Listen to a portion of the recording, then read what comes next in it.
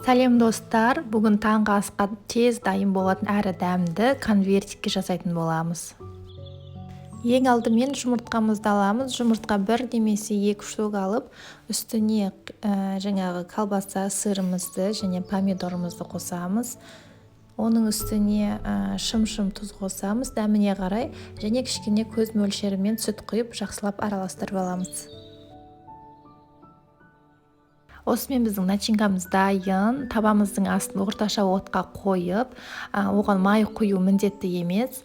Лавашымызды осылай үстіне қойып, жаңағы начинкамызды саламыз.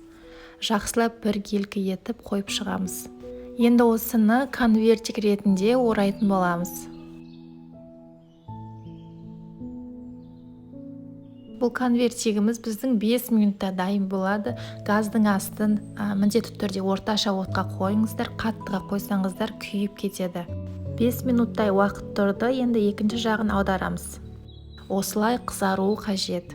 Жұмыртқа неше минутта піссе, бұл лавашымызда сонша минутта дайын болады. Міне екінші жағында 2-3 минут ұстап пісіріп алдық. Осымен біздің лавашымыз, таңғы асымыз дайын. Міндетті түрде жасап көріңіздер, көп уақыттарыңызды алмайды. Видеоны соңына дейін көргендеріңізге рахмет. Маған тіркеліп, лайк басып қойыңыздар.